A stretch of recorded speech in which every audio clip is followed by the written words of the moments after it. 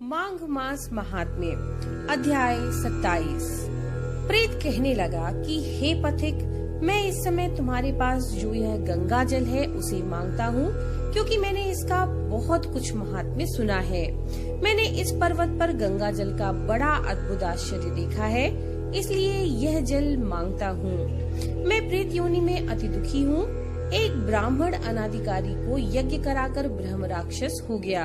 वह हमारे साथ 8 वर्ष तक रहा। उसके पुत्र ने उसकी अस्थियों को इकट्ठा करके गंगा में कनखल स्थान में गिरवा दिया। उसी समय वह राक्षसत्व त्याग कर सदगति को प्राप्त हुआ और ये मैंने प्रत्यक्ष देखा है। इसलिए मैं तुमसे प्रार्थना करता हूँ। मैंने पहले जन्म में तीर्थ स्थानों में बड़े बड़े दान लिए थे और उनका प्रायश्चित नहीं किया था। इसी से मैं हजारों वर्ष तक प्रेत योनि, जिसमें अन्न और जल मिलना दुर्लभ है, दुख पा रहा हूँ। इस योनि में मुझको हजारों वर्ष बीत गए। इस समय आप जल देकर मेरे प्राणों को, जो कंठ तक आ गए हैं, बचाओ। कुष्ठ आदि रोग से भी मनुष्य प्राणों को त्याग करने की इच्छा नहीं करता। देवद्युति कहने लगे कि ऐसे उस प्रेत के वचन सुनकर वह ब्राह्मण बहुत विस्मित हुआ और वह अपने मन में विचारने लगा कि संसार में पाप और पुण्य के फल अवश्य आ पड़ते हैं। देव, दानव, मनुष्य, कीड़े मकोड़े भी रोगों से पीड़ित होते हैं। बाल तथा वृद्धों को मरण, अंधा और कुबड़ापन, ऐश्वर्य, दरिद्रता, पांडित्य, मूर्खता सब कर्मों से ही होता है। इस कर्म भूमि में जिन्होंने न्याय से धन इकट्ठा किया वे धन्य हैं। ये सुनकर के प्रेत गदगद वाणी में बोला, हे पथिक, मैं जानता हूँ कि आप सर्वज्ञ हैं। आप मुझको जीवन का आधार जल इस प्रकार दो जैसे मेघ चातक को देता है। तब पथिक कहने लगा कि हे प्रेत, मेरे माता पिता भृगु क्षेत्र में बैठे हैं। मैं उन्हीं के लिए जल लाया हूँ। अब बीच में तुमने गंगा के संगम का जल मांग लिया।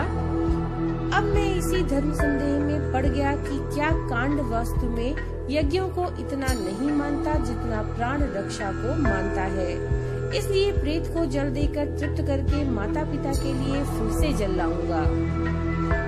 लोमेश जी कहने लगे कि इस प्रकार उस पथिक ने गंगा यमुना के संगम का जल उस प्रेत को दिया। उस प्रेत ने प्रीतिपूर्वक जल को पिया।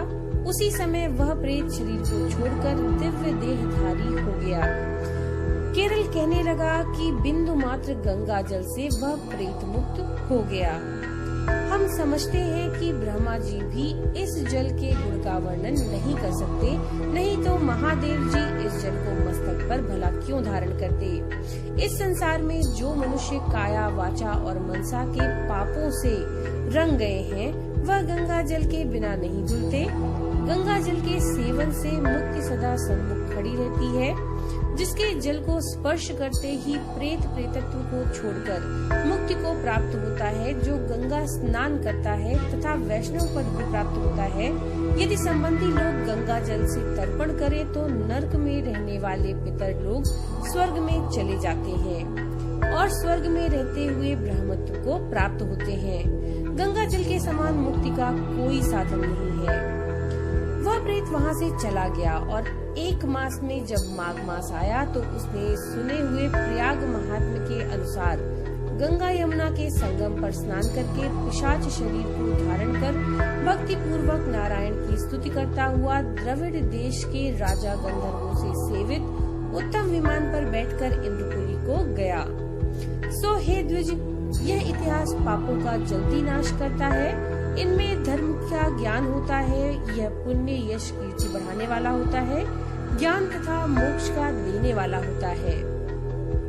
तुम भी सद्गति पाने के लिए प्रयाग चलो। वहाँ पर हम ऐसा स्नान करें जो देवताओं को भी दुर्लभ होता है। वहाँ पर श्राप से पैदा हुआ पिशाचपन सब नाश को प्राप्त हो जाएगा। इस प्रकार लोमेश जी के मुख से अमृत में मधुर कथा को सुनकर मानो अमृत पीकर सब प्रसन्न हुए और पाप रूपी समुद्र से पार हुए। उन्हीं के साथ सब लोगों ने दक्षिण दिशा को प्रस्थान किया। तो ये था 27वें अध्याय की कथा।